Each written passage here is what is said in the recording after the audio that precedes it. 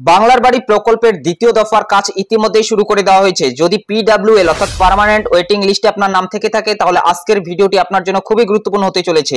Permanent waiting list অথবা PWL লিস্টে 16 লক্ষ উপভোক্তা রয়েছে। ইতিমধ্যেই 12 লক্ষ উপভোক্তার টাকা ব্যাংকের অ্যাকাউন্টে চলে গিয়েছে এবং তারা কিন্তু 1,20,000 টাকা পেয়ে গিয়েছে। এখন শুধুমাত্র 16 লক্ষ উপভোক্তার জন্য এই কাজ করা হচ্ছে।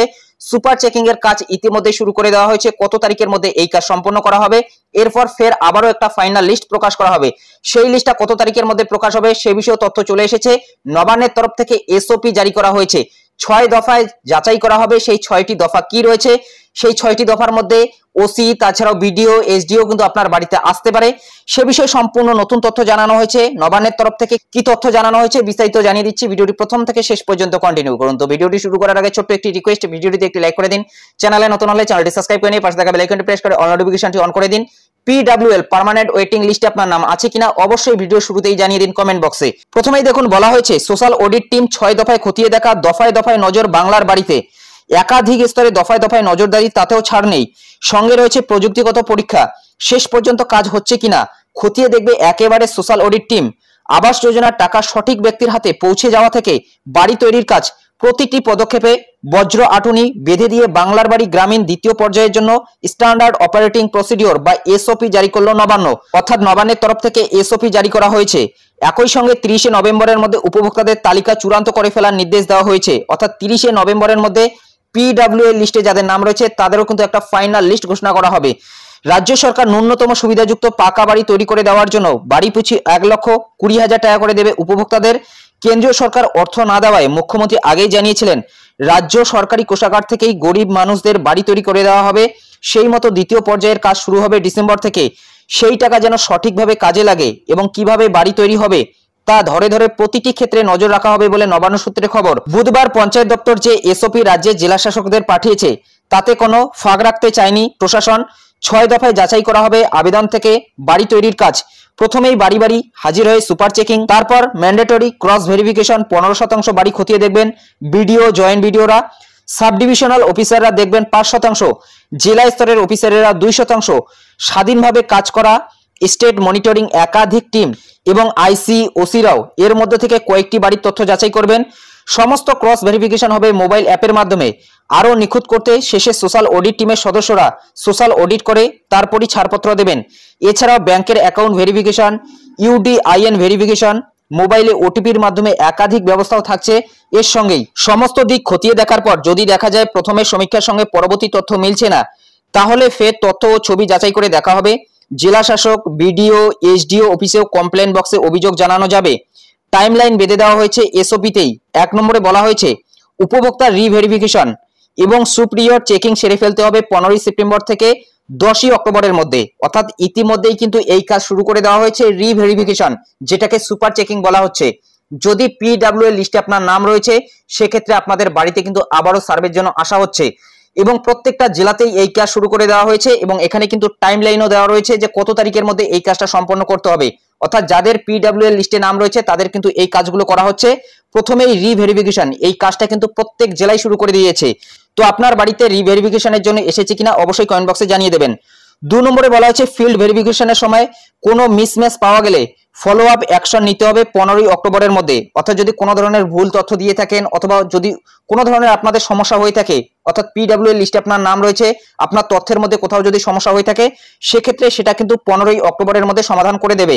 3 নম্বরে বলা হয়েছে উপভোক্তার ব্যাংকের অ্যাকাউন্টের এনপিসিআই যাচাই সেরে ফেলতে হবে 17 অক্টোবরের মধ্যে। অর্থাৎ 17 অক্টোবরের মধ্যে উপভোক্তার ব্যাংকের অ্যাকাউন্ট কিন্তু যাচাইয়ের যে কাজটা সেটা সম্পন্ন করতে হবে। 4 নম্বরে বলা হয়েছে 31 অক্টোবরের মধ্যে শেষ করতে হবে ইউডিআইএন রেজিস্ট্রেশন প্রক্রিয়া। অর্থাৎ আধার কার্ডের যে প্রক্রিয়াটা করা হয় সেটা কিন্তু 31 অক্টোবরের মধ্যে সম্পন্ন করতে হবে। 5 নম্বরে বলা হয়েছে যদি কোনো আপত্তি থাকে তা জানাতে 3 থেকে 10 নভেম্বরের মধ্যে গ্রাম পঞ্চায়েত, ব্লক, ডিএম অফিস এবং অন্যান্য জেলা স্তরীয় অফিসগুলিতে উপভোক্তাদের তালিকা টাঙাতে হবে।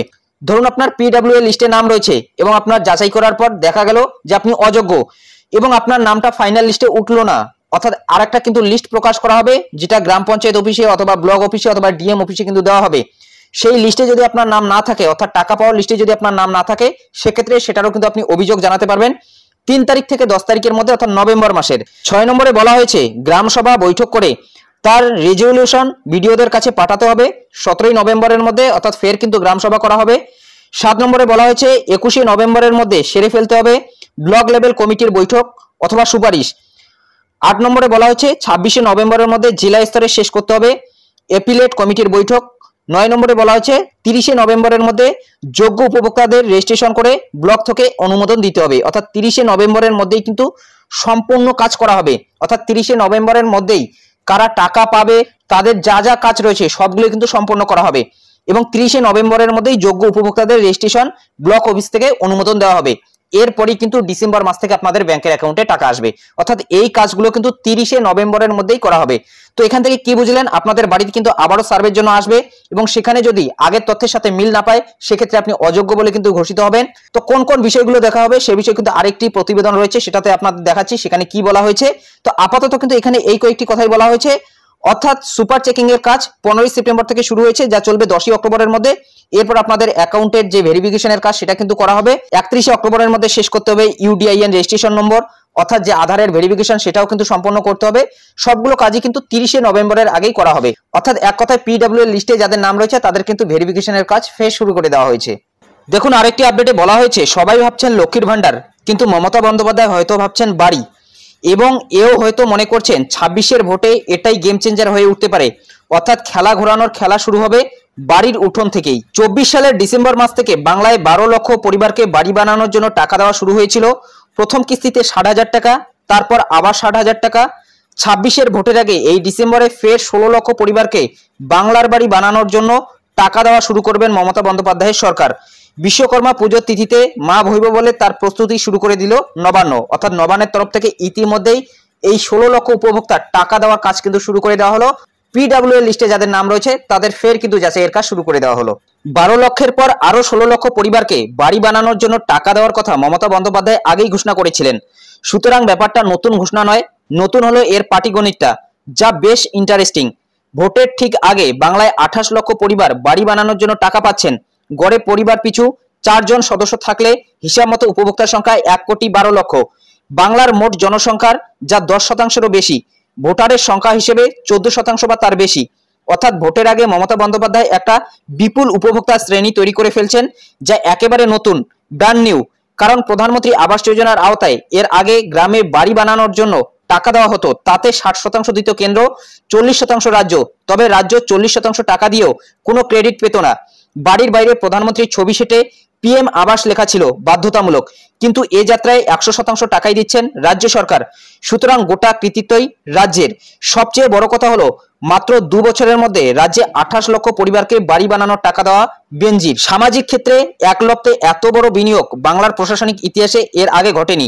এখন প্রশ্ন হলো এই 16 লক্ষ পরিবার কারা, তারা কবে টাকা পাবেন? অর্থাৎ যে পিডব্লিউ এর লিস্ট রয়েছে সেই কথাটাই কিন্তু বলা হচ্ছে। প্রকল্পের অপেক্ষামান তালিকায় থাকা পরিবারই এর আওতায় আসবে, তবে গ্রাম স্তরে পূর্ণ তদন্ত শেষে যোগ্যতা সিলমোহর দেওয়া হবে। যাদের আগে থেকেই পাকা বাড়ি আছে, সরকারি চাকরি, ব্যবসা বা আয়ের নির্দিষ্ট সীমা 15,000 টাকা মাসিকের বেশি ছাড়িয়ে গিয়েছে, তাদের বাদ দেওয়া হবে। আয়কর বা প্রফেশনাল ট্যাক্স দেওয়া পরিবারও এই প্রকল্পের বাইরে থাকবে। মূলত বুঝতেই পারছেন পিডব্লিউ এর লিস্টে নাম থাকা সত্ত্বেও কাদের নাম বাদ যাবে সেটাই কিন্তু এখানে বলা হয়েছে।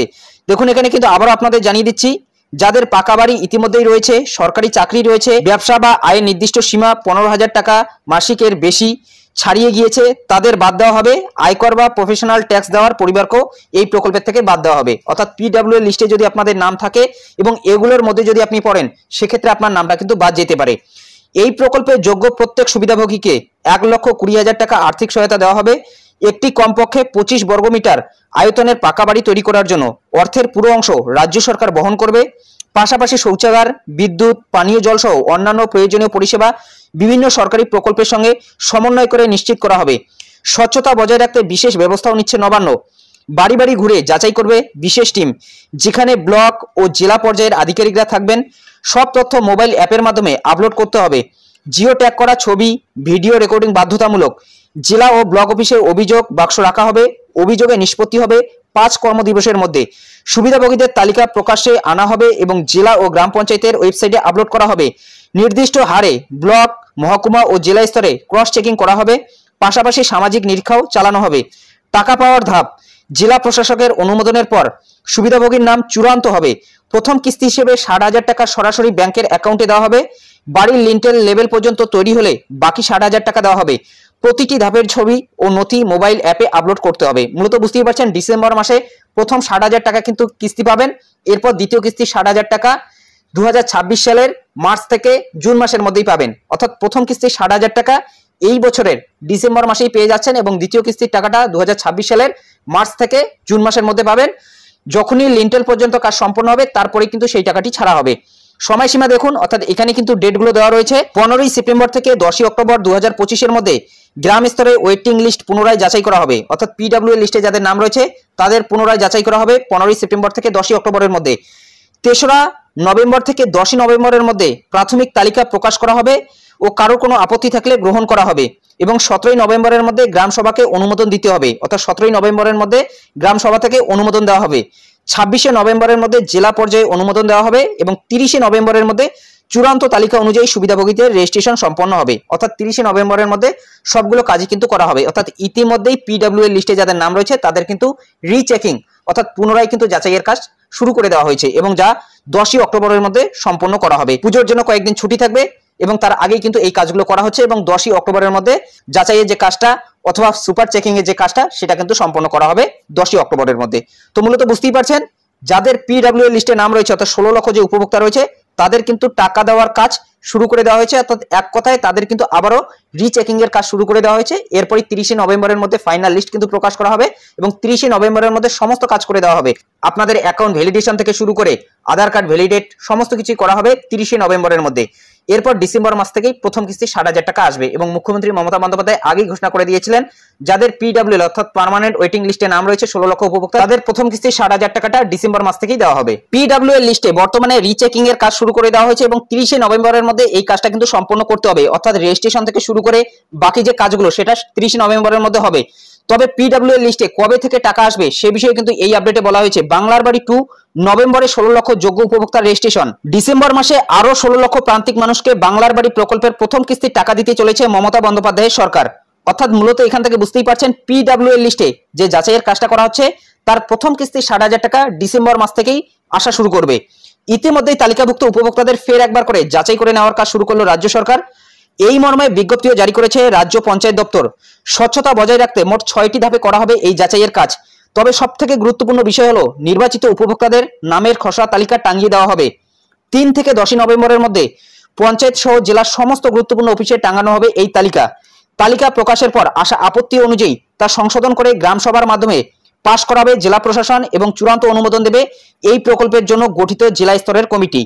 এই সমস্ত প্রক্রিয়া শেষ করে 30শে নভেম্বরের মধ্যে উপভোক্তাদের রেজিস্ট্রেশন করিয়ে ফেলা হবে রাজ্যের তরফে। গত বছর ডিসেম্বর মাসে 12 লক্ষ আবেদনকারীকে বাংলার বাড়ির প্রথম কিস্তি 60,000 টাকা করে দিয়েছে রাজ্য। মে মাসে গিয়ে দ্বিতীয় কিস্তির টাকা পেয়েছিলেন এই উপভোক্তারা। কেন্দ্র বাংলা আবাস যোজনার নিজের অংশের টাকা দেওয়া বন্ধ করে দেওয়ায় গ্রামীণ এলাকায় মানুষের জন্য বাংলার বাড়ি প্রকল্প চালু করে রাজ্য। তবে প্রথম পর্যায়ের মতো দ্বিতীয়বার এই প্রকল্পের টাকা দেওয়ার ক্ষেত্রে যাচাই প্রক্রিয়া বিশেষ গুরুত্ব দিচ্ছে রাজ্য। যাচাই হওয়া বাড়ি অন্তত 15% পুনরায় যাচাই করতে হবে বিডিওদের। এসডিও এবং জেলা স্তরের আধিকারিকদের অন্তত 15% বাড়ি পুনরায় যাচাই করবেন। রাজ্য স্তরের নজরদারির দল ও থানার আইসি ওসিরা কিছু বাড়ি ঘুরে দেখবে। রাজ্যের অর্থে তৈরি বাড়িগুলির কাজের গুণমান খতিয়ে দেখবে সোশ্যাল অডিট টিম। উপভোক্তার বর্তমান বাড়ি বা জমির জিও ট্যাগিং করতে হবে। মূলত বুঝতেই পারছেন এই কাজগুলো কিন্তু ফের শুরু করে দেওয়া হয়েছে এবং ডিসেম্বর মাস থেকেই আপনারা প্রথম কিস্তি 60,000 টাকা পাবেন এবং দ্বিতীয় কিস্তি 60,000 টাকা যেটা দেওয়া হবে সেটা কিন্তু মুখ্যমন্ত্রী মমতা বন্দ্যোপাধ্যায় ঘোষণা করেছেন 2026 সালের মার্চ থেকে জুন মাসের মধ্যে আপনাদের ব্যাংকের অ্যাকাউন্টে আসবে। প্রথম কিস্তি 60,000 টাকা পাওয়ার পর বাড়ির কাজ শুরু করে দেওয়ার পর লিন্টেল পর্যন্ত যখনই সম্পন্ন হয়ে যাবে দ্বিতীয় কিস্তি 60,000 টাকা কিন্তু এরপরই পাঠানো হবে। অর্থাৎ প্রথম কিস্তি 60,000 টাকাটা যদি আপনি সৎ ব্যবহার করেন তাহলেই কিন্তু দ্বিতীয় কিস্তি 60,000 টাকাটা আপনাদের ব্যাংকের অ্যাকাউন্টে আসবে। আশা করছি এই আপডেটের মাধ্যমে সমস্ত কিছুই বুঝতে পেরেছেন। যদি কোনো প্রশ্ন থাকে অবশ্যই কমেন্ট বক্সে জানাতে ভুলবেন না। তো এটাই আপডেট দেওয়া ছিল। যদি ভিডিওটি ভালো লাগে একটি লাইক করে দেবেন, চ্যানেলে নতুন হলে চ্যানেলটি সাবস্ক্রাইব করে নিয়ে পাশে থাকা বেল আইকনটি প্রেস করে অল নোটিফিকেশনটি অন করে দেবেন। তো ভালো থাকবেন, সুস্থ থাকবেন, দেখা হচ্ছে নেক্সট ভিডিওতে।